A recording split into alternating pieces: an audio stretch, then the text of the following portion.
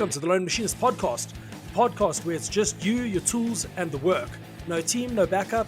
I'm Jamie from JSpec Engineering, and every episode we're tackling the highs and lows of flying solo in the machining world. And I'm Curt from Confounded Machine, here to chat about everything it takes to make it as a one-man show in the shop. From grinding and turning to the struggles of running a one-person operation, we're sharing the stories, the tricks, and the challenges that come with going it alone. If you're out there in the shop grinding away by yourself, or just thinking about taking a solo plunge, this show's for you. So throw in your ear protection and let's talk about life behind the machine.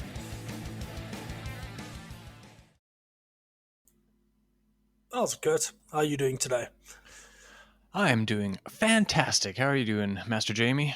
Yeah, I'm doing well. I had a bit of an interesting day, doing all sorts of odds and ends. Speaking from the future, where you've already finished your day. Yes, in the future. I'm in Monday evening, and you're back in Monday morning. Yeah, no, we got the day started off. Danica and I actually went for breakfast to just sit and do a planning session, because if we don't, we tend to just fart ass around and get nothing done. So we've got quite a lot that needed to get done today and this week. So we went and sat and planned for what has to get achieved. It's also a public holiday here, so nothing's open, because every day is a public holiday in South Africa. It's Freedom Day. Freedom Day was yesterday, which just so happened to be my wedding anniversary. Nice. But because it's on a Sunday, we have to take Monday off. Thank you. Yeah, I made it 6 whole years so far. Right on. Yeah, so we went this morning, had breakfast, discussed our plans, then climbed in the roof of the garage to put in an extractor for the anodizing setup, which turns out the 2.5 liters of acid I bought, I required 2 tablespoons. Oh, nice. Literally so 2 tablespoons some extra to get my system. I've got a little bit of extra. I've got enough to change it up twice more. But yeah, I ran anode today. That is something that is definitely not going to stay in my workshop in the long term. Yeah, I don't know, especially for the quality. If it does stay, it's not going to be high volume. Right. Well, I mean, for the price you're getting it outside sourced, and it looks like it's pretty decent. 100%. So, yeah. Oh yeah, no, I don't blame you. It's really good. There was one or two minor issues, but yeah, that's kind of to be expected from anodizers. They scrapped one part because they had a run, and there was one part that the bores for the Lang studs, that was the first one I made, was my setup part. The bores for the studs were 30 microns big. So that one I just scratched a S on the inside as sample part. And then that will get assembled and put in a little, those little hard cases. And that I'll take around, and that'll be my sample unit.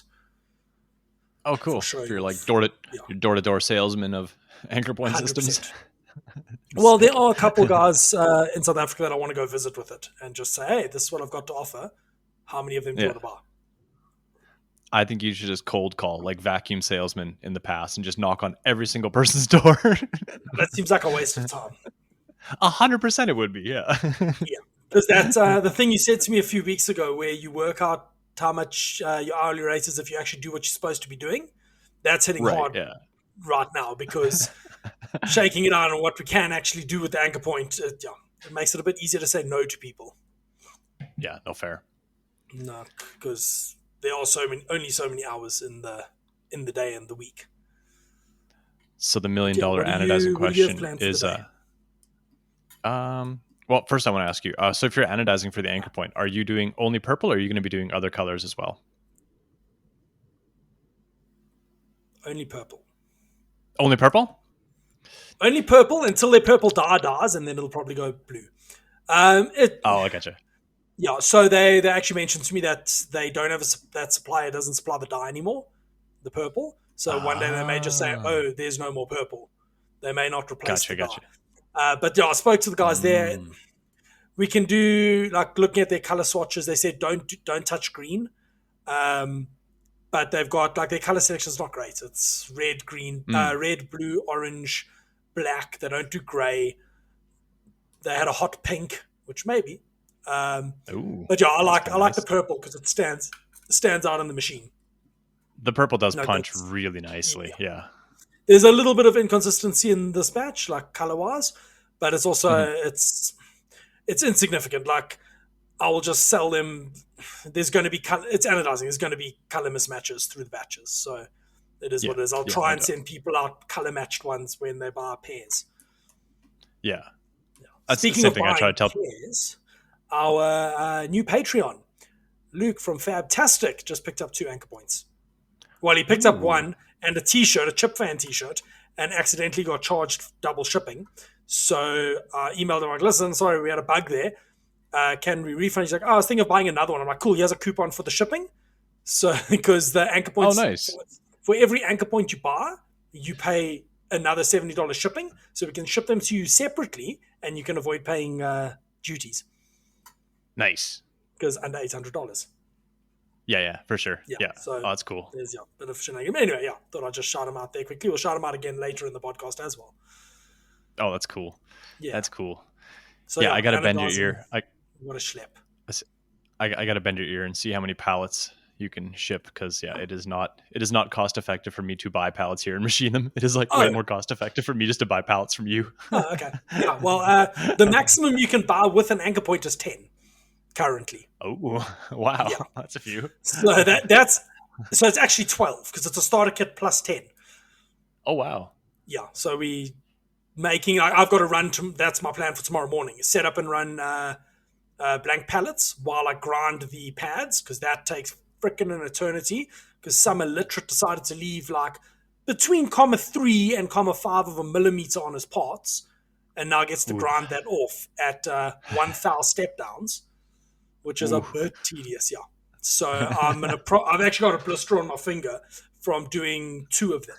So I'm going to probably put a bit of time and effort into automating the back and forth on my machine, so that I can just zig back and forward. I don't have to spin the thing by hand. And then the next batch, I'm going to hold a much tighter tolerance. I'm going to hold it at 0.1 of a mil, and then just take that 0.1 off. Nice. Oh, that's cool. We're learning things as we're making more and more of them. Yeah. Like I said, that's how it works. You never know until you start cranking through. Yeah. So I'm looking at ways to try and... We haven't had reliability issues while making 16 units, but I think when we go to 50, we may end up having some reliability issues. Sorry, just on the precision bores. So I'm looking at tiny boring heads. Okay. And then just leave it set up as a tool or something. So I'm just busy dying in the background. Yeah. So I found one that does 9 to 10 millimeter. So it's 1 millimeter range, and then 14 to 17 millimeter. So then they'll be set up in a tool holder. They live there, and once it's dialed in, you shouldn't need to really adjust it. Ever. Cool. I mean, we're cutting aluminum. So I was thinking of getting a 9 to 10, a 10 to 11, and a 14 to 17. So the pallets can be done with the 10 to 11 or 10 to 12. The bodies can get done with the 9 to 10, and the Lang studs can be done with the 14 to 17. Cool. Interpolating is working. The problem is it works right up until it doesn't. So I'm just trying to get out ahead of that. And they aren't super expensive either. They're I think $60 a boring head. Oh, that's reasonable. Yeah, that's totally reasonable. That's with 2 inserts. So basically a lifetime supply of inserts. Because I'm cutting aluminium. Realistically, it's a lifetime supply of inserts. So I've been shopping around for those and just starting to plan and line up everything for the second batch of anchor points. Sick. Cool. So that's So tell me, why do you have anchor point video in the that's basically what I worked on is I just shot the video for your anchor point on my machine, which is I was quite impressed as a third party person who is, I mean, technically I did get the beta unit, but I was happy to test it and see if it worked properly, and I was super impressed with the repeatability of it. So shot a video of it, which is actually doing quite well. So I'm quite pleased with that, and it's going to work lovely for my purposes. Our interest form literally doubled. Oh, sick! Cool, man. Awesome. I was literally sitting with the family on Saturday night. We had a quiz night. I was with them, and every time a new person signed up, I was just shouting out a number, and it was just incrementing. I was like, sweet. So yeah, Oh, no, that cool. seems to have really pushed a lot of people to the interest form. We'll see how much of that translates to sales over the next few hours. Nice. Yeah, exactly. Different camera. So my cameras are switching around on me. I don't know what's going on here. Your computer's possessed, Curt. Something is not happy today. There's all kinds of gremlins. Anyway, you can still see me, I Um, guess. So well, not or anymore. hear me, anyways. I can hear you, so it's fine. Yeah, so like you said to me that video was going live in like 2 hours. Mhm. I'm like, well, I'm not going to be able to go to bed now because in my mind, the thing is going to Uh-huh. you're going to go to measure and it's going to spin on the freaking spot or something. Like in my mind, I'm assuming it's going to be worst case scenario. But yeah, like my testing gave pretty similar results to what you experienced. Yeah. Like Yeah. with I the was equipment I have, I couldn't measure any deviation. right. Yeah. And what the I don't want to put, sorry, fixing cameras. Yeah. Like I was assuming if I could get less than 5/10 repeatability, Yeah, that was golden. And yeah, I was seeing like 1/10, which is, yeah, I mean, and that might that's just nuts. be, but yeah, and that was both pallets. So it wasn't just Yeah, like I fluked out. And that was me just dropping them on and like not yeah. tweaking them or loading them Or weirdly, and yeah. any of the dirty tricks you can pull to make them more accurate. Right, yeah, Like it was I just assumed I'd throw it have on to and go. play that, but Yeah, yeah. And even pallet to pallet I had 1/10. I mean, they were machined in place, so that would probably just be yeah, related to the machine, not related to the pallet. But yeah, see like a 1/10 deviation from pallet to pallet, so yeah, super yeah. super pleased with that. That'll work well. That's an insanely small amount of Yeah, like deviation. Like yeah. way better than what it's listed to be. Yeah, well, and like 1/10, like you have a bore that's like make a pin in a bore and make the bore Yeah, 1/10 over. It's hard to get the pin in, so like yeah. I was impressed. So yeah, I noticed I watched your video and then I saw your fixture. You've got through holes and the nut is. I thought you had threaded the fixture and put a lock nut, but it's just the nuts holding Oh, the screw in. Yeah, I yeah, was like, and okay, like I was just worried it works. if I torque that screw too much, it's gonna undo. But I was like, I'll just Yeah, try this, and worst come to worst, and it works fine. So, okay. but Have you made any there's no load on it. screws since or not? I have 6 of the little tiny end mills that I just picked up this morning. When we're done this Okay, podcast, I'm gonna put them in the shrink fit holder, and I'm gonna run the new tool pass and see how many of my expensive tools I can blow up. So, nice. Yeah, hopefully not very many of them. I would like to not blow up that many. Yeah, they're not heinously expensive, but I think they're $30 a pop, or yeah, Yeah, 30-ish bucks a pop. So it kind of sucks to kill them, but I don't actually know what yeah. my ball end mills cost me. I'm gonna assume it's somewhere in the range of $10. I blew Mhm. through 3 of them in 5 minutes. Ooh. Turns out linear shafts are a hell of a lot harder than a dowel pin. Oh, I guess. Yeah. Snapped 3 of them in a row. And then I went to my 20 millimeter high feeder and that just chugged through everything. No problem. Nice. Yeah, like brrr, not the best surface finish, but guess what? It's on a non-contact face. It doesn't matter. So Yeah, yeah, no, I've got totally. to. That's on the list for tomorrow is to go get a EDM stone to just break all the edges on those, and then they can get pressed in. So we are literally Sick. pressing together anchor points. Probably as you listen to this podcast, we're starting to assemble because that is That's the cool. agenda for tomorrow. Yeah. So we are Cool. plowing through those, and then I've got to go have a meeting with the guys who supply the springs because I need to know that I have a steady supply of springs Mm. Oh, because I that's a good can't. point. I Oh, what's have happening to with your follow up with springs? so I have to follow up with my spring people. So yeah, thanks for the reminder. No worries. But So yeah, we discussed that shunk, um, six yes. millimeter shrink fit. Was it shrink or hydro? Oh, sorry, Hydro. Yeah. Um, so that was $529 excluding sales tax.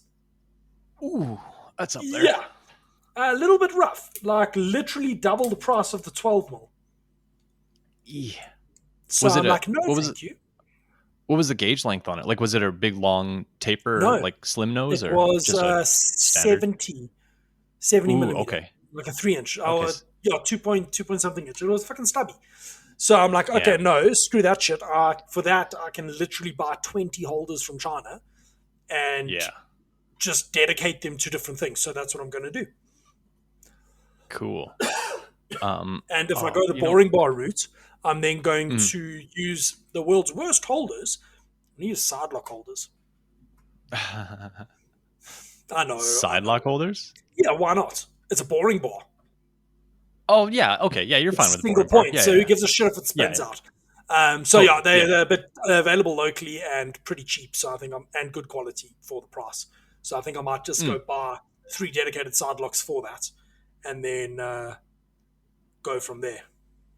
Nice. Yeah, that might be Yeah, the way. For something like that where it doesn't matter, for sure. yeah, where it doesn't really matter. Like I'm also trying not to. There's a bunch of stuff I need to order for the next batch of the anchor point, but I'm trying to just. I don't want to be waiting to machine bodies for 2 weeks while I wait for tools to come in. So I'm trying to just find a balance of how I'm going to tackle it, because I do want more tool holders, mostly so that I can leave certain things set up, like all my thread mills and all my common drills. Like today, I spent 40 minutes looking for a 5.5 drill. Cannot find the drill, cannot find the tool tag. I'm like, what the hell? I used it 3 or 4 days ago. I cannot find that tool in my workshop. And it was taken out of the holder to put something into that holder, but I can't find the tool tag and I can't find the drill. So I don't know. I don't know what happened. Like I ended up using a 5.7 mil drill. I just won't tell the customer. No, they're putting a pop of it through the hole. They're not going to notice. They don't even have a vernier in that place. So it's yeah. They're not going to know. So yeah, tomorrow I've got to assemble that because that's got to be delivered tomorrow so I can invoice them because month end. And Danica broke my lathe for me. I was machining those parts. I was on the 5th part. I'm like, keep an eye on the lathe just in case it stalls because we're running a relatively big U-drill and I don't like leaving them unattended, but I was busy doing what I pay my bean counter to do. I was having to recon invoices. I'm like, dude. They were like, oh no, this payment is from UDS, but the invoice is for unmanned and drone solutions. They couldn't tie these together. They're for the same fucking amount, and they couldn't tie this together. Now, I ended up spending like 6 hours dealing with bean counting that I shouldn't be doing. My VAT bill went from, I'm just going to do it in rands because it's easier, from like 32,000 Rand down to 24,000 Rand because they had double captured things. And I'm like, okay, cool. He's away this week. When you get back, we need a meeting. I'm going to be linking my payments going forward because yours are clearly not capable of doing it. So we will do it on a weekly basis now. That it'll also, what tends to happen is I'll get a payment from a customer paying on a quote and then forget to invoice them because they don't ask for an invoice and then I just forget. And then come end of the 2-month VAT period, the guy's like, oh, there's this payment. What's it for? I'm like, oh, go look. Oh shit, forgot to invoice it. So I'm going to try to be a little better at that. But yeah, it was a bit annoying. Anyway, she broke my lathe. So she stalled the spindle. She's like, what was the push? I'm like, fucking escape. It's Linux. You just hit escape instead of the E-stop because if you hit the E-stop, you lose your motor position. Yeah, so escape first. Got there, hit escape. The Z-axis I drove the Z out. Thought, okay, maybe I've tripped the X-axis. So E-stop, re-enabled the drives. Nope, X won't work. So, okay, leave it for now. Hit the E-stop, went and did some other stuff. Came back, pulled the back cover off the machine so I could get to the X motor. Put my head in, and I'm like, hey, there's no lights. It's an integrated drive on the motor. One of those closed loop steppers with the integrated drive on it. So I'm like, oh, no lights. That's not great. Grab the multimeter, check the power in. There's power. So the motor's dead. And on top of that, I powered the machine up. So the Z-axis home switch was fine for 5 years. And then it shut the bed like 2 weeks ago or so, 3 weeks ago. And I had to swap it out. It shut the bed again. So I went into the HAL file in the INR and just disabled all homing. So I could just tell the machine, you're at home now, and run it. Because I didn't feel like fixing it. So, while I was in there, I fixed it and made a little hat for it so it doesn't get full of coolant. But yeah, ordered a 12 Newton meter step. So it had a 7.5 Newton meter closed loop. So I was a bit limited on the X-axis speed. So I put in a 12 Newton meter. Now I've got 4.2 meters instead of 3 meters a minute. Which doesn't sound like much, but when you're running close, that's like close to things, that's a lot of speed. It is truly terrifying. No doubt. So yeah, I had a drive in the top of the machine because I had one of the electrical connectors on the NEMA 34's drive. One of the wires got loose and friggin' melted the connector. So I just put another drive in and let it run. So then they didn't have stock of the motor and drive, so I just ordered a motor locally and then opened that drive up, desoldered the pins, and soldered the wires directly to it. So it's running. Bertha is running again. That's good. Is it living now? So that's good. Yeah, no. Bertha made another 12 parts, and I finished machining them this morning, so they get to be assembled in the morning. I've got to put in 72 pop rivets and drill some holes, and then those things can go to the customer at like 10 o'clock tomorrow morning.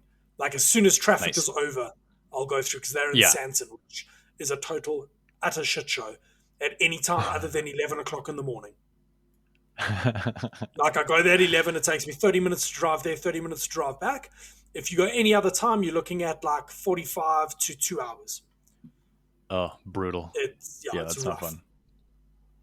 Yeah, no, I don't like traffic. I try to time all my traveling so that I'm way outside of peak hours, because nothing feels worse than sitting in traffic. Yeah, totally. No, because you can. That's why you don't sit in traffic. It's because you don't have to. Absolutely. Like that is the whole point. Exactly. Like I have no desire to ever commute to work again. Hey, oh geez. No, I know. And I love there my are 3 4 stairs. anchor points left. Sick.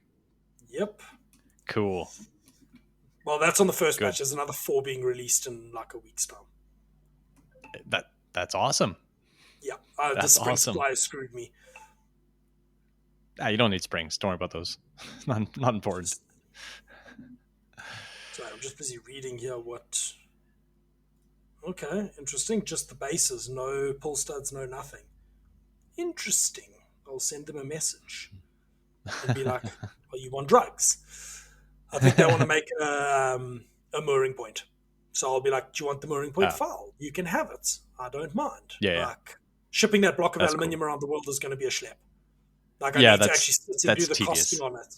Yeah. Well, with Tunnel, it literally, I sent the 3 beta units out on Thursday afternoon.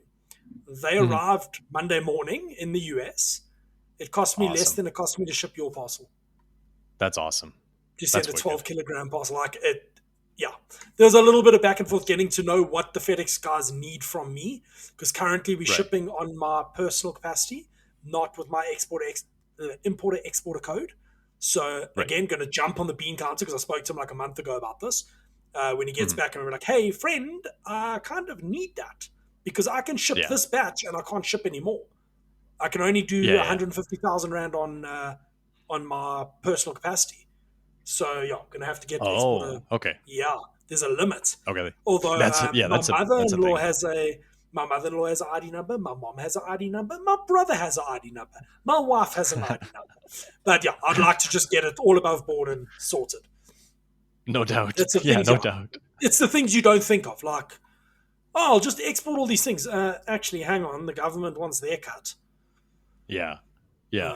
I remember way back in the day when I would order from like Hobby King, when they were like a much smaller company, and then I would always get like a package, be like, "It's from Chen Filipowski," and I'm like, "I don't know," and it's like, "Happy birthday, Curt." I'm like, "Oh, you guys are greasy. This is how you're getting around all that." So like, every package was a birthday present, and I was like, "How? Okay, whatever." I'm like, "I'm not on the hook for this, so I don't care." But like, that's greasy. I got schneid on that one once. Where the parcel came in and then they wanted a copy of the invoice and proof of the payment. And then I'm like, I didn't ask them to do this. I ended up having to pay the fine anyway to get my stuff. Yeah. Like, we got a little bit. Okay, cool. So it's just Justin liking messages. Before we get too far off the topic of tool holders, someone reached out, because I think you had mentioned, they're called... I think they're called SDC or DC tool holders. Yes, DC, the ones with like, it's essentially like a stand, like, think of it like a 5C, and it pulls from the way back end. You have to take the whole tool out to pull it from the back end. Yes. So Bill Strathen, who runs a company called Bruce Charles Designs, he makes like little fidget toys and like jewelry and kind of cool stuff. He reached out to me on YouTube, and he said he has a few of those, because he saw my heat shrink escapades. Yes. And he said they repeat super well, like putting tools in. He said for how inexpensive they are, he's like, I have a Yeah. gang of them. And he's like, yeah, the run out is insane on those. So I was like, ooh, Okay. okay, you're the first person I know that actually has bought some and tested them. So Yeah, I might because buy a few of them just to play with. they say 3 microns run out is what they Yeah, spec which is as. yeah, There's a local yeah. And he place here, was CNC Support. They do the collets. mm-hmm, Their collets aren't expensive, like as far as collets, like fancy collets go. Um, mm-hmm.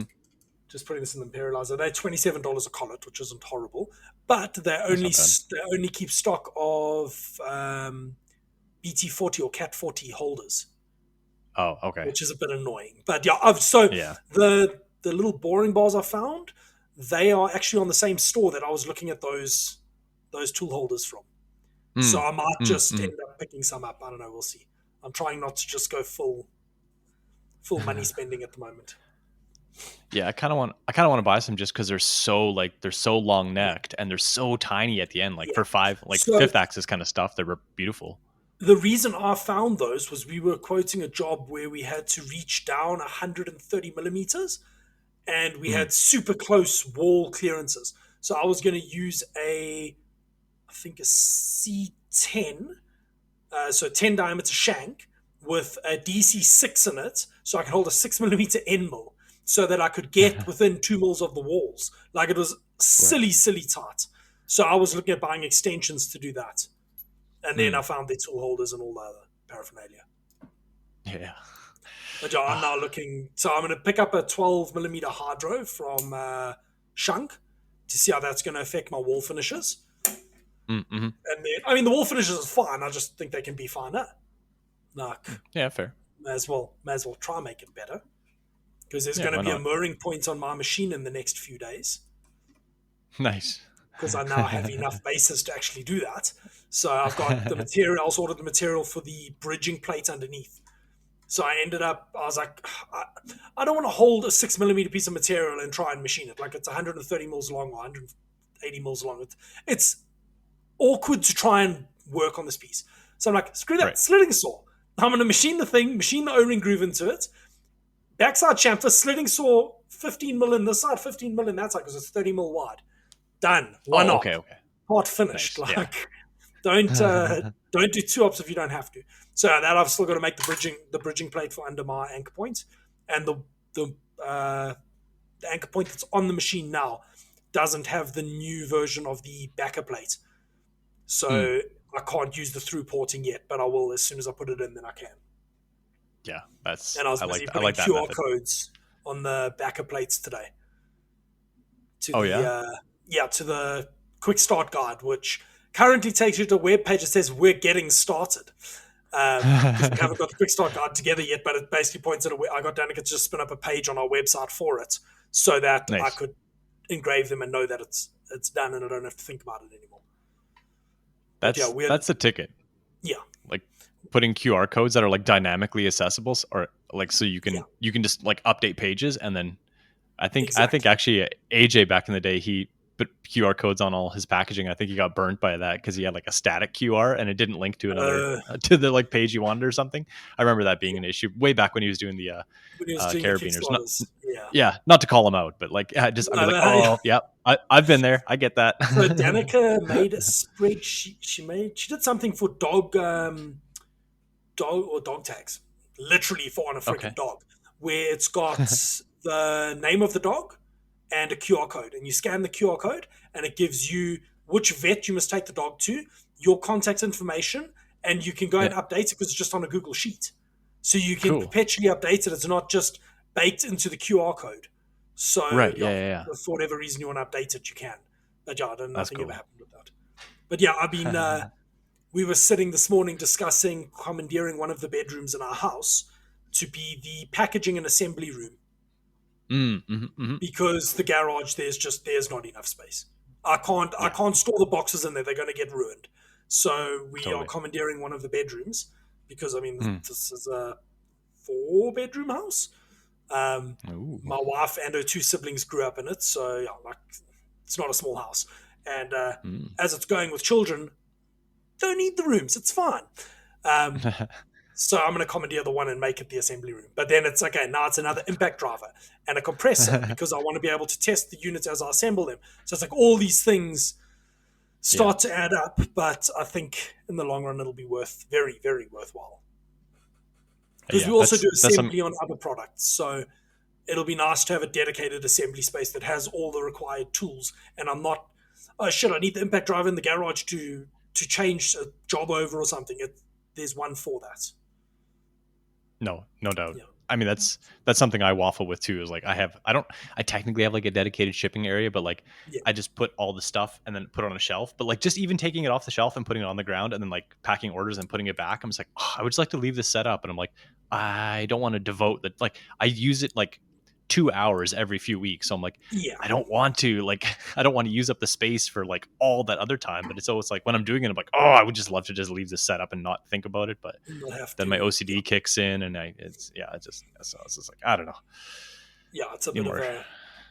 So we've got a room that literally the vacuum cleaner gets stored in it. That's all that room gets used for. Like, perfect. It's got a table and some other crap in it, but it literally, we don't use the room. So I'm like, nope, that's going to be used now. It's going to be the assembly room. It looks over the garden nicely, so bonus. Oh. And then we can assemble and prep orders, and then we know that the boxes aren't getting covered in schmoo from the garage. So that's plans for batch 2. Nice. But I found a super cute little impact driver. Only does 100 Newton meters, which is still a shitload of torque. It's a 12 volts. It's the same brand that I use, but it's their 12 volt set, not the 20 volt. So I'm going to probably pick one up and just, for doing small mighty bites, it's probably going to be perfect as well. Nice. So I might end up buying more than one because I like things. And I was trying to, so I was at our local Harbor Freighty type store. I was trying to look at the table I want to buy for the packing room, but they didn't have a demo unit. But I saw they had long Allen key drivers for a 1/4-inch drive, so like for an impact driver, but they were probably 4 inches long and skinny. I'm like, I need that in my life. Today I was having to tighten mighty bites for the toe clamps with a freaking Allen wrench because I couldn't fit my impact driver in there because they sit. It's one of the M4 Uniforces, and the parts are so close together with the top hats you can just get an Allen key in. Nice. Yeah, but it's machined all the toe clamps today. They came out really nicely. They look pretty, on the pallet. Yeah. I say I like the little pallet you made for them. Just bloop, bloop, bloop. So like that's where I see the value in the anchor point, is when you've got stuff like that needs to be repeated. Yeah, sure, I could do it in soft jaws. Minor issue. Machinist said it's soft jaws every time I want to do it, but why? Then I'm doing one or two at a time. Now I'm doing 4 at a time. When I need to do it again, I throw it on, I hit go. There's no reset up. It's done. It's a no-brainer. Like I'll probably build a second pallet for that, and I've got to build a second pallet for the backer and for the piston. Like there's a bunch of pallets I have to build, but I wanted to prove out all the systems, making one of each pallet. And that pallet was made on 1-inch material because I accidentally ordered a bunch of 1-inch material to make pallets when they're meant to be made out of 30mm material. Nice. So they're a bit skinny. Like you got to be careful you don't drill through the bottom, kind of story. Yeah, well, that's part of the reason I also like your pallets, is because if I buy the stock here, like when I machine your pallets that you sent me raw, I can machine them to 4-inch by 4-inch by like just over an inch, because they're like whatever 100 and something millimeters 102 by 29. Right, and then exactly. So it's all oversized for like my Imperial stuff. I'm like, it's perfect. But if I go buy bar stock, I'm like, well, now I have to either get like 4.5 if I want to machine it to 4. Or like, so I'm like, the OCD is real, Curt. It is very much so. And like once I have one pallet, I'm going to want them all to be the same. And like, so I'm just like, you know what? I could just order a bunch of these from Jamie and let him buy all the metric material. And so what I'm gonna do now is I think I might make one more tweak to the pallets where I machine. So it's got that step machined on it. I'm thinking of pushing that step right down to like 4mm from the edge. So that if you want to, so you don't have to take such a long cut around the side to clean it up. But then it's going to be 100 by 100. So maybe I'll be nice and make it 101 for you. Well, no, I don't care. I'll just make it the next 101.6 because that is. I'll make it the next. I'll make it the next increment down if I have to. I'll make it 3.9. Yeah, exactly. Yeah, just little micro pallets. Yeah. Yeah, mini pallets. No, like the per pallet cost there is like the price on the pallets is insane. Like I even at agree. Yeah, I totally $28, we're agree. still making money on them. It's I can't believe that is cost effective, but that's fine. I'm not going to complain. No, totally. Yeah, the pulls Yeah. I've had to make a change to the design of the pallets because the pull studs that I bought, which were literally the cheapest ones I could buy, because Mm, it doesn't need any more than that. Um, right. the relief on the back of the threads isn't nice, so I've had to tweak the pallet design just a little bit to give clearance for that. But I mean, Yeah. it's one bore that's a little bit deeper. It's not the end of the world. Yeah. So that's my Sick. day tomorrow is making 50 pallets. Fun. Fun, fun, Yeah. fun. Well, it's not too bad because I'm going to run two at a time. So because I've got the two Vases, I'm going to set them both up on G54 and G55 and just let them run while I grind and grind and grind and grind and grind the pads because I left way too much bloody material. I say I'll have to buy you a box of Band-Aids for your little fingies. Yeah, I can't actually. Yeah, my finger was sore. I'm like, oh shit, there's a blister because I'm literally standing there with the wheel going every time, going back and forth. So I think I might just take a little bit of time tomorrow morning and get that automation up and running. Like all the bits are there. I figured out how I'm going to do it. Basically, an inductive sensor with that triggers with magnets, and then Yeah. a toggle relay unit. So a Mm, latching relay unit. So then every time it triggers, it just alternates which direction. So I'm literally on the direction pin of the stepper drive. mm. I'm just going to put it high or low, and that Nice. will. And then I've got a thing that'll generate a pulse, so I can adjust the speed at which it's grinding. Like Simplest is even if it, bestest. yeah, Betterest. even if it runs a little bit slower, I don't mind if I'm not having to crank Oh, the bloody thing. absolutely. Yeah. So I could run 10 times slower. Yeah. I did consider, like, I'm considering for the next batch to actually just build a fixture that takes 5 or 10 of the pads, take it to my one Mm, customer, say, yeah, lick the top, bolt the things on, grind them to the size, please. Because they've got proper mm. grinders that they can just literally set it, say, increment this many down, spark out 5 times, and it goes ching, ching, ching, does it by itself. And Right. it's not my problem, but I don't know that the surface finish will be what I want. And Mm, apparently I'm mm. pedantic. Pedantic is good. Yes. Yeah, apparently I like to have things the way I want them. So yeah, we'll see as we ramp up production and figure out all of those fun logistical things, like how to squeeze more machines into my little space. Although I was trying to stand it today. My mate Phil's an architect. He designed the work, or he did a quick sketch of the workshop for me, the new shop that I Mm, want to build. So I actually want to get that from him, make a model in Fusion, and start throwing machines in there to see exactly how much space there is. mm, mm. Because there will not be an anodizing setup in there.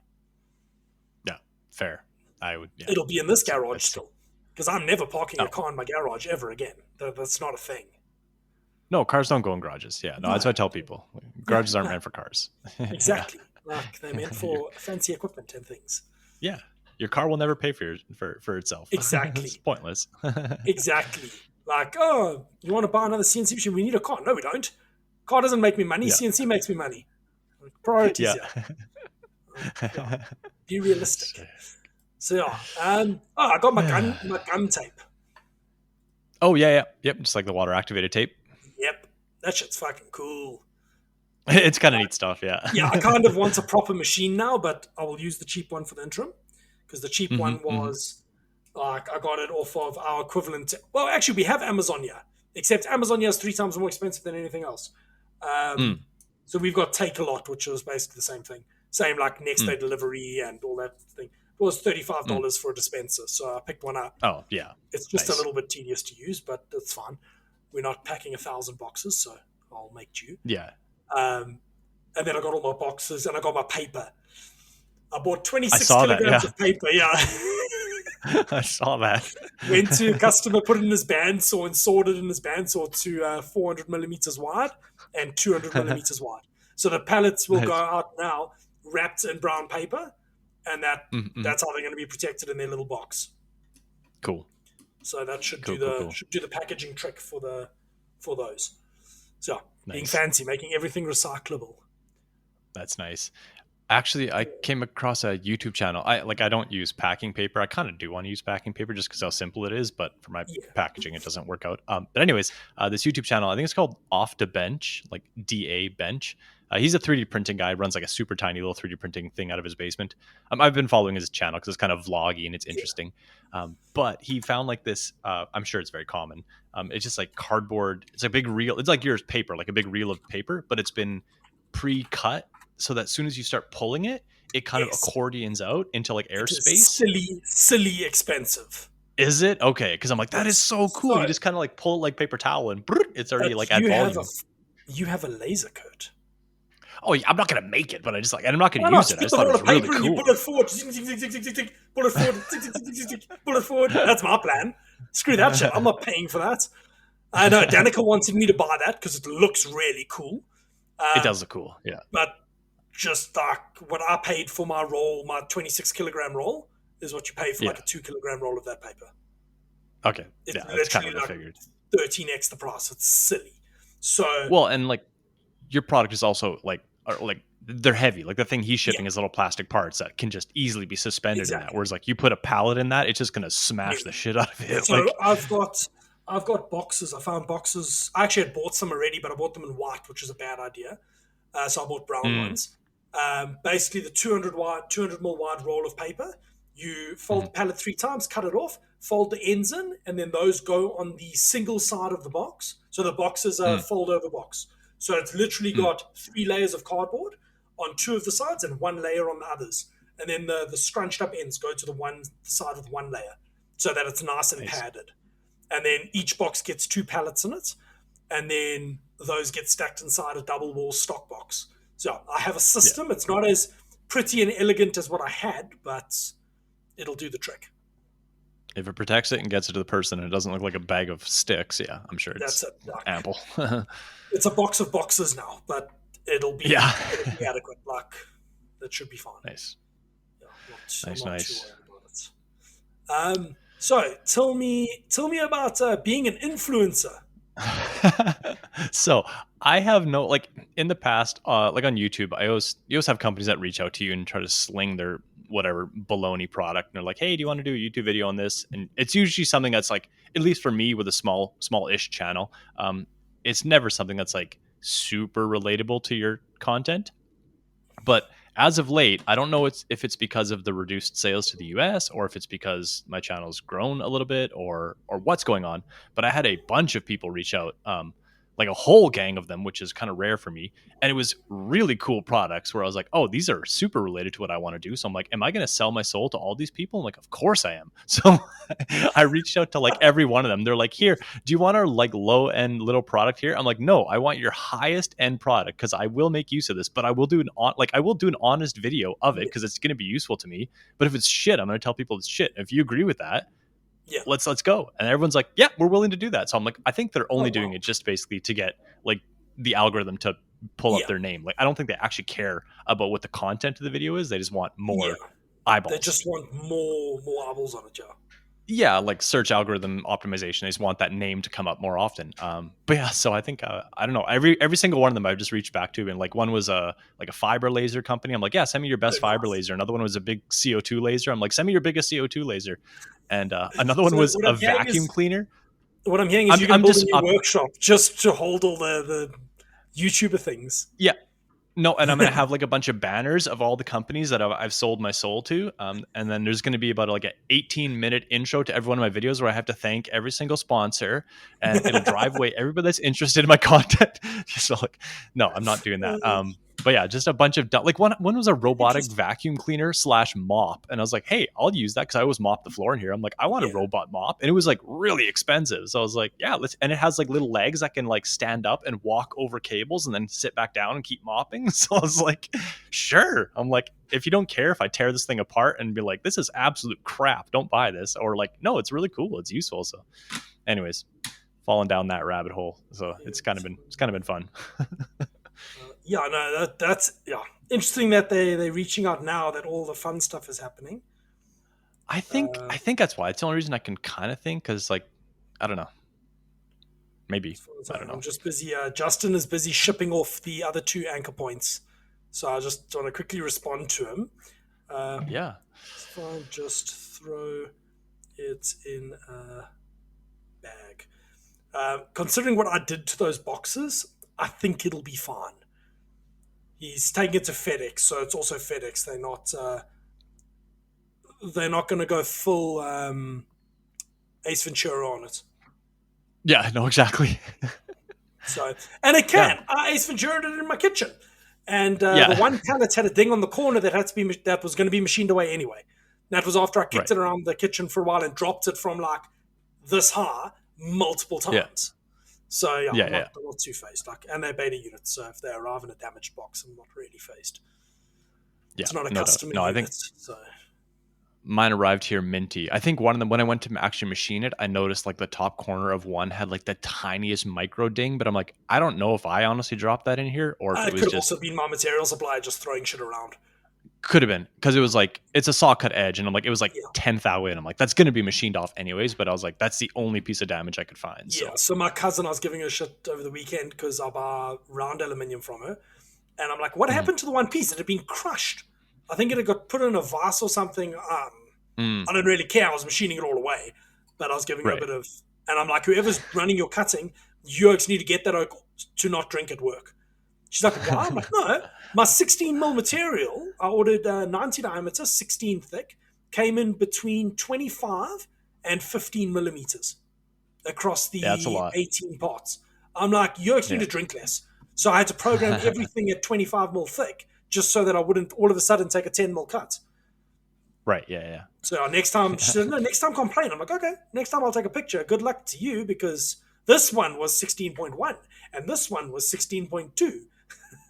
I'll give them a full on. Like, there's a permanent note on my account there that I will not accept material that is oversized on my tubing. Because they've screwed me twice with that. So, no, won't happen again. Yeah. So, I got my anno setup running again. That little Zoll fan I bought really isn't as sucky as I was hoping. I bought one last week, Tuesday morning. I think I'm going to have to buy a bigger, more sucky one. But it's moving air. Like, I could see because I made a little, I don't know if you saw the Instagram story, I made a little shroud above the sealing tank and the acid tank. I did. Rise and suck it, push it through the roof, which had like 2 inches of dust between the plastic and the roof, because I had to cut it to like duct it out of the side of the roof, like 40 years worth of dust. Nice. Yeah, so I got the anno up and running, had to use like a whole 2 tablespoons of my 2.5 liters of acid. And then when I was in there, I'm like, hang on, I've got a piece of titanium. Let me just make a titanium crossbar.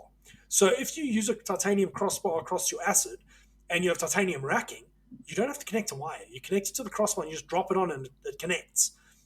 Yep. The greatest thing I have ever done in my life.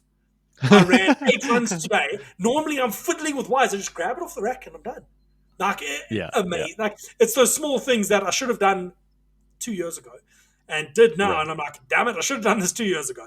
So no, that was like a serious improvement. But I'm battling to get black out of my anno setup.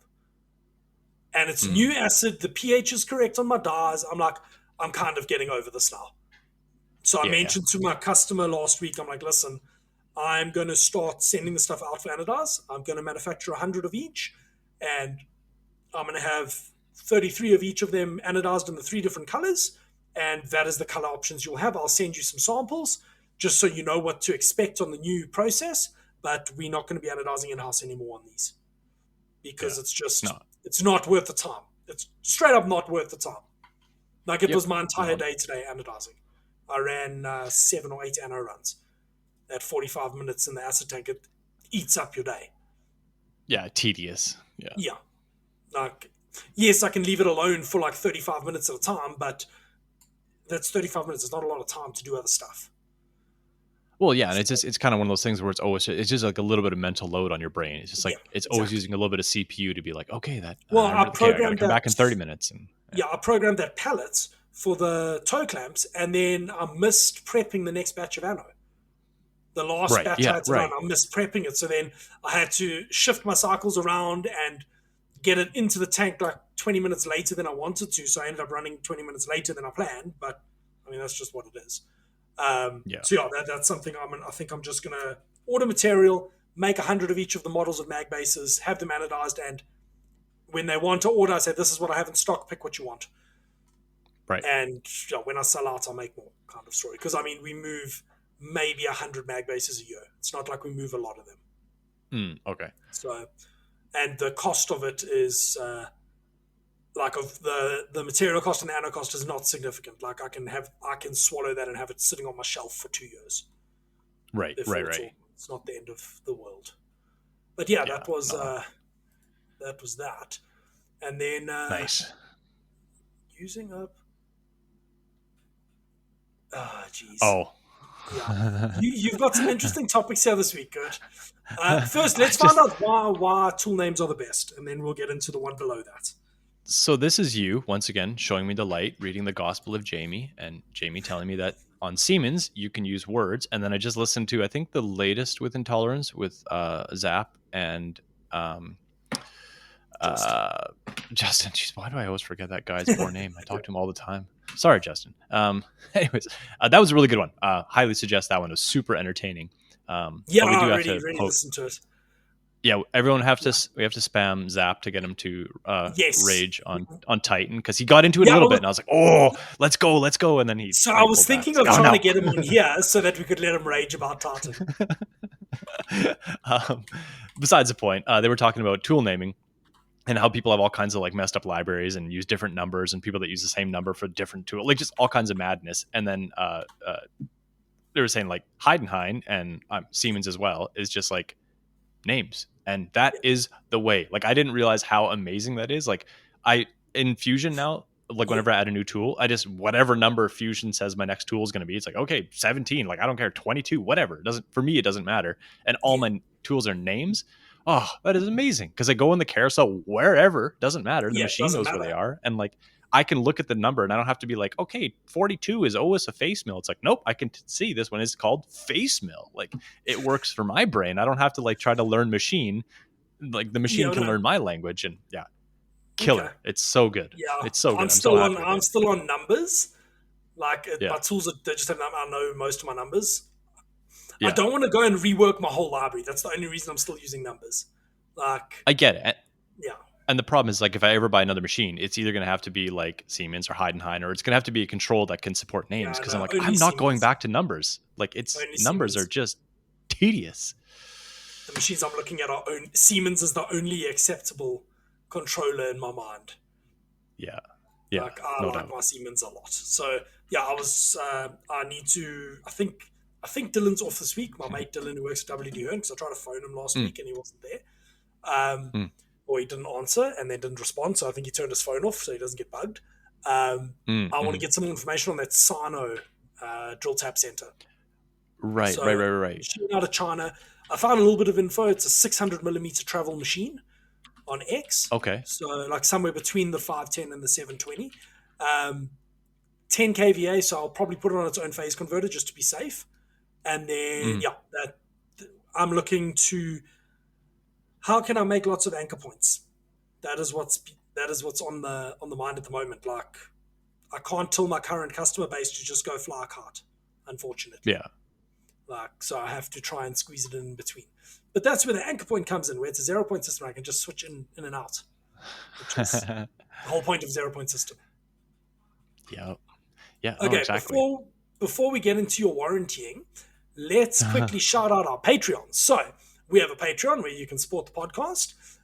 The Patrons get the after show, which is where Curt and I are usually very tame and family friendly about everyone's favorite boomtastic YouTuber.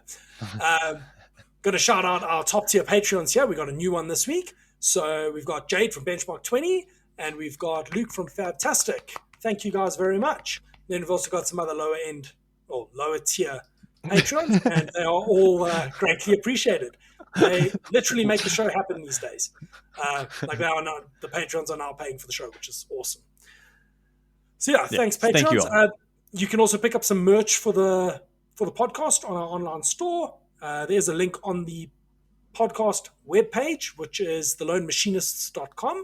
There's also a companion guide, which goes Jamie to English, and a wall of fame where you can see the fancy Patreons' names. But Yeah, let's see what Curt is using up all the warranty on. Normally, like I like to try to figure out things if there's like a error or an alarm or something weird with my machine. But right now, since it's under warranty, I just like every single error. If it's even if I think I could probably figure it out, I'm just like, nope. I just like talk to my distributor and I'm like, hey, I'm getting this thing. I don't know what it is. Help me. I don't think I'm his favorite person, but he's also like kind of slightly like he knows that I kind of got a bum deal when Yeah, we ran this machine, so he's pretty like willing to help out. So anyways, I've been shaking his tree a bunch lately, but it's just kind of one of those fun things where it's just like, yeah, I can leverage someone else's time right now. And it just, yeah, lots of little minor, nothing actually all that interesting. I shouldn't even put it in here because it's all nothing interesting to talk about, but just like leverage other people's time if you can, yeah, because 100%. you're paying for it. So you might as Yeah, well, may as well. capitalize on it. Yeah, no, So, 100%. but to follow up on that, so they're sending me, my tool, like my tool touch off thing was slightly sticking. I know I can open it out and like wash it, and that's probably going to fix it. I think it's just some like dried coolant there that's kind of jamming up the little Yeah, mechanism. But I don't want to. It's under warranty. Like, just give me a brand new one. I'm not going to mess with it. And then worse comes to worse, so I clean it, it doesn't work, and then they're like, well, you opened it, so now it's yours. I'm like, God. So yeah, they're sending me a brand new one. But speaking of Titan, what I think I might do since so there's two things I'm going to do. One thing I'm going to, because you told me like to spin the tool holder, so it's basically not just getting inundated yeah, with coolant like right on the open side where the yeah. little You spin the kinematic settle, yeah. coupling is. Yeah. So Just one thing: do make sure you put it in enough that you can actually touch off your bloody tools. So yeah, mine, yeah, I yeah, can't touch a 50 millimeter tool. Mine yeah. isn't That's a into my problem. table enough, so I've got to tell it that my face mill is not 50 mils. My face mill is 46 millimeters, and then it'll be able to touch it off. Yeah, yeah, no Yeah, doubt. I'm just lazy and don't So want to recalibrate it. yeah, and that's like same thing. I have mine running the absolute edge of the travel, so it's like, okay, well, I don't want to eat up anything, which got me thinking. First thing I'm going to do is, I'm going to turn it, obviously, and then I'm going to print a Yeah, little bracket to help deflect the coolant, so it's not like blasting yes, into the make one a area penis where shield. there's exactly a penis shield for it, and it's You've the seen Renishaw thing for AVE's the one. people that 100% I have, yeah. Yeah, yeah. But Just for this the one, people that this don't know one's what we're talking about, it's a Rennie shield that AVE fixed to make it say penis yeah. shield. Well, and the difference from the Renishield is like that one covers the whole thing, so you can't actually Yeah. use it. I'm going to make it You so can it still come covers. straight in, can't you? Okay, Just I don't above the know. I tool. thought Yeah, I think so. I think it's got a small okay, dingus that you can come in with like okay, a half-inch tool and still fondle the gotcha. probe. Yeah. That's exactly what I want. It's just a little itty bitty hole so I can just boop get a tool in there for tool touch off. And then what I think I'm gonna do, since I only use tool break on like I'm probably only gonna use it on like one or two of my like production things. I think I'm gonna go the route of Titan and build they had like a Yeah, magnetic the kinematic coupling, yeah. a big kinematic coupling for the actual setter. So on the table, you just have a little mount base with magnets in it, and it just goes click. And then when you don't need it, you click it to the side of the machine. On your machine, doesn't matter, not an issue. On an Yeah, X5, I yeah, have okay, no fair freaking enough. table space, so like Yeah. I want to use up all the table space I possibly can. So yeah, I'm thinking about doing Yeah. that. I'm not certain on it yet, but it kind of seems fun. I So don't know that I would. Yeah, I guess if you're only checking in Z, sure. But if you're checking diameter on totally, it, then I would want a little bit more. I only comp diameter for fit on a couple things, and I don't Yeah. measure it. Like yeah, yeah. Okay. Yeah, I I've mean, done it I once could, I and I guess, didn't but like the results I got, so I just ignore it. Like that, yeah, that's one of the yeah. things on the list to do for the anchor point now. So generally speaking, I don't program with wear comp, like ever. I use Mm-hmm. stock to leave. I'm now going to go through and dedicate. So obviously boring heads. Mm-hmm. If I decide not to go that route, I'm going to dedicate a 6 millimeter tool in a holder with a different number that gets a wear comp. So all the finishing will be done like on the bores will be done with that tool. It's a different number, Yeah, and they're all programmed with wear comp, so that I can comp it in on the machine, and then I'll probably do my favorite thing and add a if statement with a go to. So in the beginning of the nice. program, I can say jump to redo bore, yeah, one, enable it. It then looks at the if statement, jumps all the way down to that part of the code, and starts running from there. Right. Just so Yep. that it's stable production code. I'm not reposting just because I need to open up a bore. Yep. No, reposting is the devil. That's the reason I use Where Comp too. I It's like repost that's all the time. Like coming out of Fusion, no, coming out of Fusion, my code is stable as hell. Like my workflow between Fusion and the LK, I have near 100% trust on it. If the first tool doesn't crash, the rest aren't crashing. Like unless I've done something Yeah. really stupid. Like if I'm running a job where I need halfway through, oh shit, the chamfer's the wrong size. Go post from the chamfer down, run that finish, then I'll repost the whole program, hit go, and I know it's fine. Um, like, No, I think block search and wear comps faster. I think. mm, I don't know. It depends. Like on production, yes, I'll agree with you. But on one-offs, no. Fight. No, on one-offs, no. I just post what One-offs, I I agree with need. you. Yeah. Yeah. Like Yeah. One-offs, I I need totally to agree. add in my post to add a G599 G0X0Y0 at the end of my code by default, but I just couldn't Yep. be bothered. It's like 20 seconds to type it in.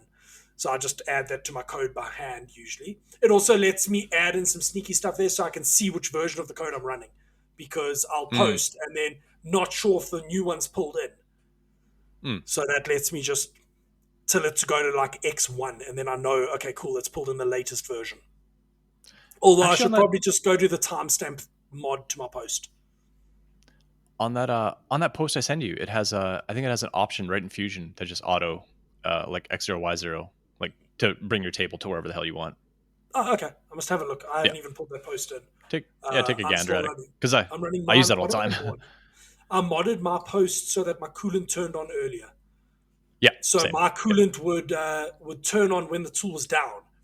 The machine's so bloody fast it was halfway through the cut and melts. I was stir welding. So now as soon as it starts the spindle, it turns coolant on. And then today, as soon as...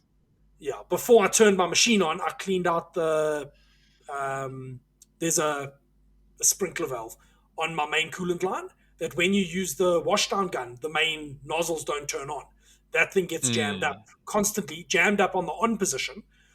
So this morning before I ran the machine, I put a bucket under it, opened it, took all the shavings out, closed it, and it's working again, which is really nice to have washdown and not have to like hide the head of the machine behind the vices so that the coolant doesn't splash. I played that game, yeah, I was playing that game last week and I'm like, no, I need to do this. But it's something I can't do because the check valve is also not super checky.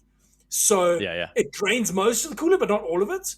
And it's more than the bucket I have that fits under there. Yeah. So if I forget to do it in the morning, I can't do it during the day because I can't get rid of enough of the coolant fast enough. Like, it's the joys of big machines. I kind of want to do something. I don't know. I'm just spitballing this idea. I thought about like 3D print because since the nozzles on our machines are like on the head like yours that you rebuilt, which I'll eventually do here, and then the static nozzles that are just mounted in the machine, so they kind of point to a fixed Z position, which works good for most of my tooling. But what I kind of want to do is I want to 3D print for what it is. Call it a slinger and put it in put it in a tool holder so that when I'm done a cycle, assuming I don't need to use all the tools in my carousel, I'll have this like slinger, so it can change to that, which you'll just put it right in the position of the coolant flow, and then it'll turn the coolant on, and then turn at like 10 RPM or like whatever, 100 RPM or something like that, and then just drive the machine around the enclosure and just completely wash down the enclosure for me. I think at the end of the day, I would like that. So I kind of toyed with that idea.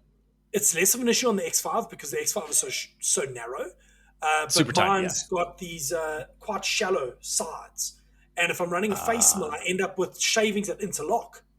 And then you've got to literally either scrape them down with a stick or use the water gun, break them up, and then use the washdown to wash them down. But I've got a spot in the one corner that I cannot get the flow right on my washdown to get all the shavings. Right. I've got splits and nozzles, I've got all sorts of shit going on. I just can't get it right. It's a bit annoying. I should caveat this with like when I was machining your pallet, it's like the first time I ran a 1/4 inch tool in the X5. For me, that's a big tool. And I took a full depth of cut of like 1 inch. So I had big shavings for once. And I was like, I opened the doors and I'm like, oh, there's shavings on the table. What is this? I'm like, oh, this is what regular people have. Like my shavings are like, tiny. They just go away. So I ran into that recently, with the anchor point bodies, because I'm doing a 45 length of cut with a normal long end mill. Normally everything's done with a roughing end mill. Since I've had the roughing end mill, shavings haven't been a problem. Like I did a job where I had to stop every 5 minutes to literally grab handfuls of shavings out of the machine before they jammed up the y-axis. And now with the roughing end mill, it makes tiny shavings. Although my 8mm rougher, if I'm slotting, it makes shavings that are long enough to interlock. They then interlock and make these bushels around my machine, which is really annoying. They also stick up and go into your finger really well.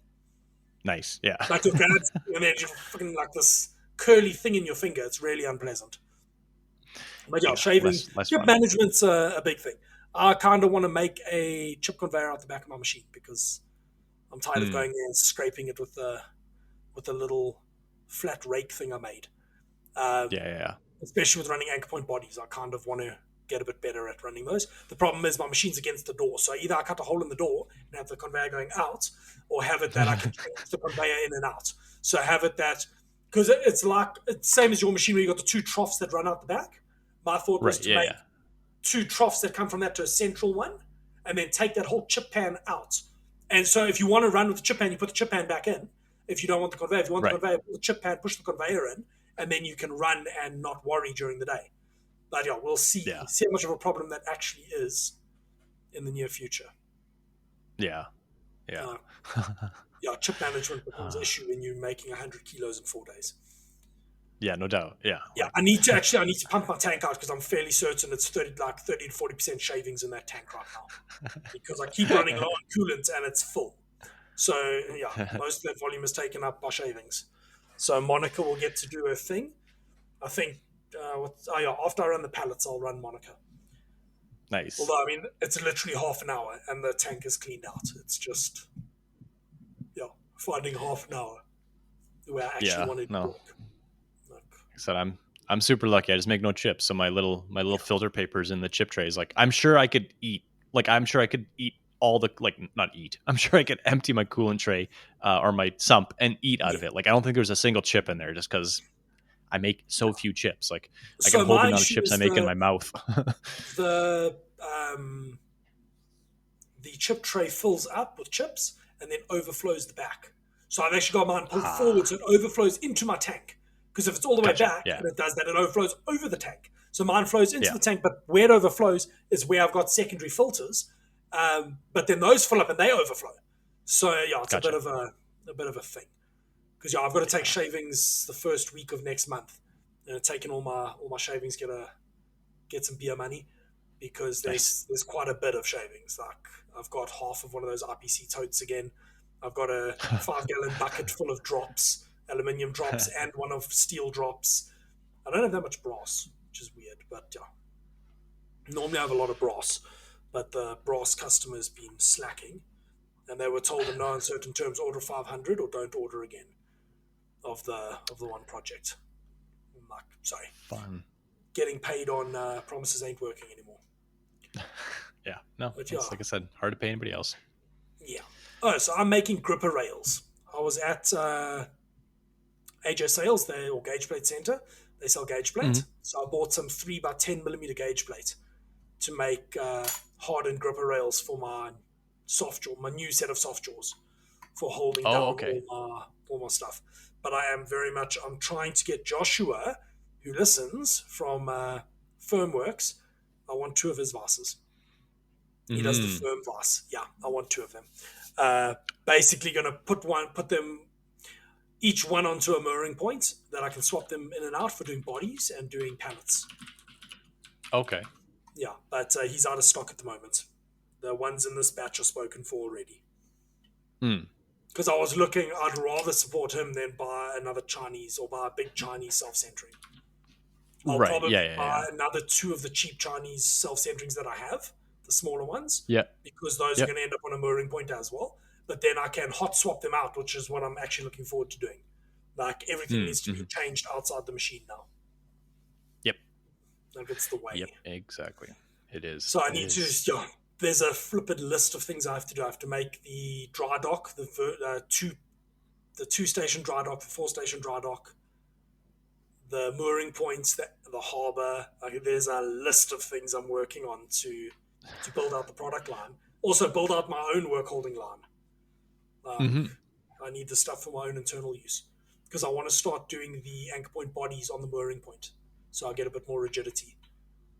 But I might be dumb and run 2 on a single mooring point pallet. Like it'll fit. I may as well. I still get the benefit of having the extra hold down force. So yeah, Yeah. production. It means my cycle time is going to climb, but that's okay. I can live with that. Yeah. Yeah. Yeah, like the tool That's count on awesome. that is getting a bit out of hand. I'm going to have to really have a closer look at my tool count there because it was at 14. And I want to add, Yeah. yeah, I want to add a boring head to that. And there was Mm. something else I wanted to add, like running out of tool spots. That was the one thing that frosted me about Fusion. Unless maybe you know of a fix, but I don't. So some of my tools I use like a drill mill, like a chamfer tool, but it's got flutes up Yeah, the side, so you can use a side and you can use yeah, it for chamfering. And I only usually use it for chamfering just because I particularly like this tool. But in this case, for your pallets, I'm like, oh, I'll run around the edges with it to clean up the yeah, edges, and then I'll come up and I'll just chamfer it. I'm like, boom, one tool, don't have to mess around. But Fusion doesn't support using a chamfer tool to do, like, even if you tell it the flutes are up the side, like even if you model it perfectly, it's like, well, no, we can't do that. I'm like, yeah. well, You just use the duplicate side of the it. tool. No, Yeah, you so I got to had to do. So duplicate it, and same thing with a yeah, thread mill. You can't do a contour with a thread mill.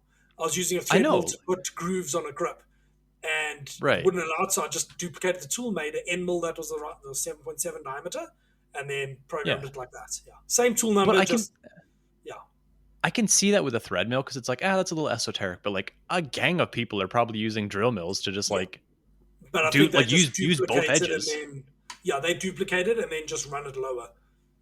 Like that's how I Yeah, and would go about programming it. that's what I did. But it was like, Yeah, I just yeah, it was a kludge. So, a bit of a anyways, I was just like, workaround. yeah, I was like, oh, I'm sure I just don't know how to do this. So I Google it, and it's like Fusion doesn't support this yet, so you have to do the workaround. I'm like, oh, that's lame. I'm like, okay, well, There was something I'll do the else. workaround, but What did Fusion not support the other day that was annoying? It was something that like it really should have been able to do, but it didn't want to. Um, backside chamfer tools. So or double chamfer tools. So where it's a yeah, 45 yeah, degree thread mill. Um, Getting that program as a T slot and then figure out your offsets. It's yeah, little bit annoying. Yeah, got to yeah, do that again with that's one of the tools that's on order for the anchor point. There's a bigger one of those so I can chamfer both sides of the T slot grooves while it's in the nice. machine and not have to hand deburr anything. That is the way. Because Separates us hand from the deburring is for animals. peasants. Exactly. Yeah. So no, yeah, making a bunch of those is going to be entertaining. It's going to be a lot of material. Like, hey, what the hell? Oh, okay. Sorry, I just looked at my cameras and they look the same, but they're not. It's just because there's some parts sitting in view of both of them, kind of in Mm, the similar area of the frame. Anyway, sorry, getting distracted. Um, yeah, I think it's going to be like 100 kilograms of aluminium that arrives for just the hmm bodies, nice. and 50 It's a kilograms of lot. that goes out the door as scrap. Nice. Making way Just too order much. half as much. There we go. Tell them I wanted all these bits removed, Problem please. solved. Yeah, Yeah, exactly. Please send me it like this. Yeah. yeah. Yeah, those Oh, they were impressive last week. Holy cow! I ordered material on Wednesday. Yeah, Wednesday morning. I paid for my order. Emailed them on Thursday to just check it was going to be delivered on Friday. Like, hey, I just want to confirm it's going to be on the truck tomorrow. The guy's like, no, it's on the hmm, truck today. Delivered the that's following sick. afternoon. 50 pieces Nice. of aluminium. Oh, it was 100 pieces. It was 50 pallets, 32 toe clamps, and 20 of another piece. I'm Nice. like, geez, that is impressive. But obviously, everyone is on holiday right now in South Africa with all the public Hmm, holidays. So, like, everyone's quiet. So, if you do put an order in, you get really, really good service. yeah. Yeah. But, yeah. Cool. Nice. DC holders. Sweet. Do you want to wrap it up there, Kurt? What have you I been think Googling? so. Yeah. I have been Googling nothing of too much fun because I got all the orders out and then I have to clean my quagmire of a shop here. Got the printer all put back together. So I literally have nothing fun in my. I'll see what I have. Yeah, like nothing of interest in my Google searches. All super Don't boring worry. stuff. I've got Uh, enough for both of us. Perfect. Let her rip. Okay. No, wrong one. Let's see. Back to the top. As usual, Wordle and strands, because I'm on 24 days on Wordle now. Then Workbench. Googling, looking at the workbench I want to get for the assembly room. Trying to find push type grease guns. Really hard to find locally. I managed to find one in person at a shop and bought it quickly for a customer. Then looking at closed loop stepper motors to unbreak my lathe and looking up the Hmm. wiring on those. Uh, EDM stones from a place up the road. I need to go pick some up tomorrow. And then I found who sells the tiny boring bars locally. And they're basically the same price as buying them from China. They are from China. They're basically the same price as buying them from China. So I'm going to need to place an order with them this week from Whole Tooling Solutions down in Cape Town. Then apparently I was looking at that desk again, or that assembly table, and looking at a dial indicator from the same place. Looking at the firm vase, the 150mm one, the one that I want to buy 2 of to run my production. Revenge of the Sith got re-released in the US this weekend. Unfortunately, not in sunny South Africa, because I would have gone to watch it. Well, gone to see it. Then I was looking up our analytics, according to Zencaster. We're averaging just on 100 downloads through Zencaster. Spotify gives very different results, but yeah, just seeing how we're doing. We're steadily growing there. I was trying to find inserts for the tiny boring bars on Midway Tools. And then I've got 3 tabs open for the little impact driver that I want to get. It's a little S12 12-volt impact driver. And then, yet again, I was looking at compressors by the looks of it. Yeah, little compressors for the assembly room. So yeah, it was a busy one. I had like 25 tabs open. Oh, okay. Yeah. Those are super cool. I did come across something rather interesting in a totally weird way. So I went and got a haircut finally, so I don't look like such a bushman. I need to go this week. Yeah, my barber has this it's like you've probably seen them on like Amazon or like TikTok or like Instagram or whatever. There's like those little like turbine blowers, like handheld blowers, and so he had one just to like blow the hair off me, and I was incredibly impressed with how powerful it was, and it was like super tiny hand, like a little lithium powered, just like a little EDF fan in there, and just like. I'm like, you know what? That would be sick to have on the machine just to like blow coolant off parts instead of having like, because it wasn't all that loud and the volume was lovely. And like, I was like, I bet you that'd be great for just blowing coolant off everything without just like blasting shit into all the nooks and crannies on your mill with an air gun. So I was like, I might pick one of those up. I probably should do. Yeah. I mean, I think. But you don't have a side chip lock fans holder to put it in. You don't have a side lock holder already to put it in. I did. It's just the cost of the chip fan. It's not the cost of all the freaking paraphernalia to hold it. Because let's face it, you're not going to use an ER25 or ER32 holder in your machine. Definitely not. No, that's for big boy work. I do little itty bitty work, little toy work. And I still don't think a chip fan has near the kind of flow and like force that one of these little itty bitty get. And they're like, I don't know, you can get them for like $100 or something. Like they're not crazy expensive. So I was very impressed with those. I was like, ooh, I want one of these. But that's If you want a side lock holder, Kurt, I might be able to send you one. I think that way you don't have to buy one for your chip fan. So I know you want a chip fan. I know you do. I want the chip fan shirt, and that's I think as far as I'm going to go down that rabbit hole. I think our Patreon bought one. Luke, someone bought one with a pallet system today, and then we accidentally double charged them for shipping. Because the anchor points are set up that for everyone you buy, you get charged for shipping, so we can ship them separately. But Danica set the threshold up that if it's anything over the 4 kilograms of the pallet system, then it goes to adding another $70. So I was like, hang on. So she emailed him, said, hey, listen, sorry, I found a bug. Can we refund you for the shipping? And he's like, I was thinking of buying another unit. I'm like, cool. He has a coupon code for the balance. And he then ordered a second anchor point. Nice. So this is your secret way to get people to buy more. I see what you're doing. You're manipulating people. Skills. Skills. I'm very impressed with Tunnel so far. Like, wow. That's awesement. Like the paperwork. So once you've got it all sorted out, literally I load all my products onto their website. And then I say, cool, I'm shipping this product, and this product. And it generates a commercial invoice and all the paperwork that's required. So I don't have to deal with any of that crap in theory. So like I had to just tweak it so that it didn't have JSPEC engineering on the invoice. It said private with my name and my ID number, and then the documentation's correct, and then a copy of my ID and all that. Yeah, and I mustn't attach the labels. Like there's a whole pile of things that like I just taped the label to the thing. Then I was like, no, it needs it loose because then they put it in a thingy. So it's like all these little things you figure out on the first couple shipments. So we will. Yeah, we'll be shipping out a bunch this week. It's going to be exciting. Cool. So, where can people find you, Curt? You can find me at confoundedmachine.com. That'll point you to pretty much anywhere you want to look for media junk or pens I'm selling or 777. We're going to sell that, I think, this Wednesday. It's going to go up. So if by the time you listen to this, if you speed over to my site, I think I'll have a special lottery open for it. And we'll be slinging it on Wednesday. Okay. Next batch of pens in a few weeks. That one seems to be troublesome. It's going to everybody that doesn't want it, and then everyone else is beating down my door, and I'm tired of answering DMs. And I appreciate the DMs. It's just I'm getting a lot of them, so I'm like, I gotta get rid of this thing. It's just eating up my time. So yeah, that's a bit. How about you? Where can people find the anchor point? You guys can find the anchor point at jspeceng.com. So that's where you will find information on the anchor point and on the flux at the moment. I might pull those off in a little while. But yeah, is what it is. Anyway, Anchor Point is now live and probably sold out, hopefully. There will be another 4 units being available in the next week or so. And then we're going to go into batch 2.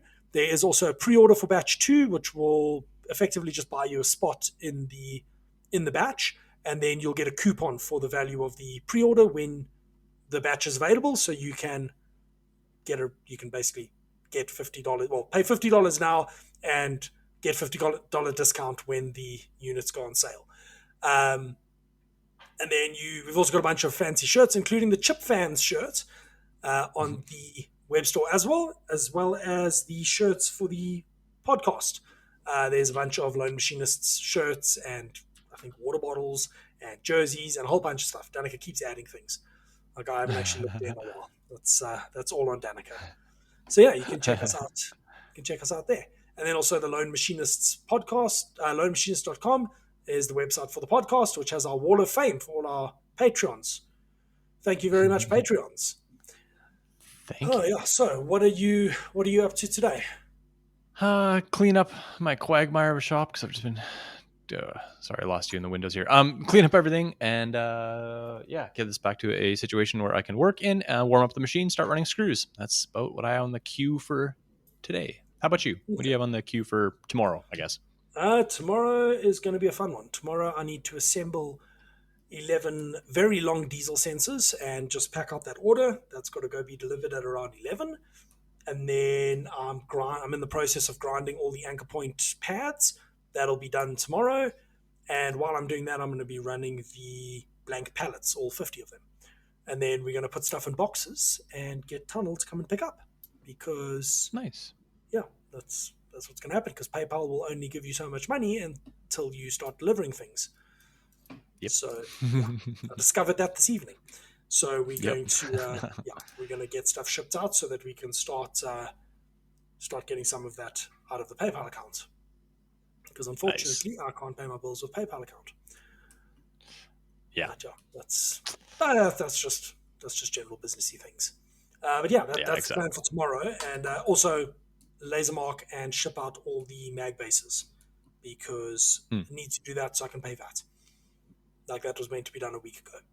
But anyway, and then one of the customers that was meant to place, they were processing the order and then I ordered material, but I haven't got a PO yet, and I sure as hell don't have money in my account yet. So their stuff's going to go on the back burner until I do have money in my account, and then rapidly do their work in a day. But they're doing drone landing gear. They want a solution. They were gluing a carbon tube into an aluminium part, but the coefficient of expansion is so wildly different that the tube and the aluminium were breaking the glue. And if the glue broke on the aluminium side, it was fine because it was ribbed for her pleasure. But the carbon tube, if it breaks on that side, then the tube just slips out. So they're now having me make replaceable aluminium tube legs. So I need to set all that up, do some testing, basically build one of them and hit it with a hammer and see what happens. See what the failure mode is on it. Because ideally, it needs to snap off just past the threads so that they can put an Allen key into the grub screw, turn the grub screw out, turn a new one in, and spin a new leg on. But that's that is not important to problems right now. I mean, I've made 400 of these landing gears for them, and I'm going to be able to rework 100 of them because I think 100 of them, the most recent batch, they haven't glued the tube in. So I'm like, no, if you have included tubing, if this plan works, I can rework them for you, that you don't have to replace all 400, because they need about Right. 600 in total to fit out their whole fleet. So yeah, Cool. fun times. But yeah, anyway, Cool. Thank you everybody for listening. Words. You can find us on Spotify and Apple Podcasts, as well as YouTube. So if you on the one, you can find us on the other. Please give us a glowing review on Spotify and Apple Podcasts. Give us a like and subscribe or comment on YouTube. It would be greatly appreciated. And until next time, have a good one. Take care, all.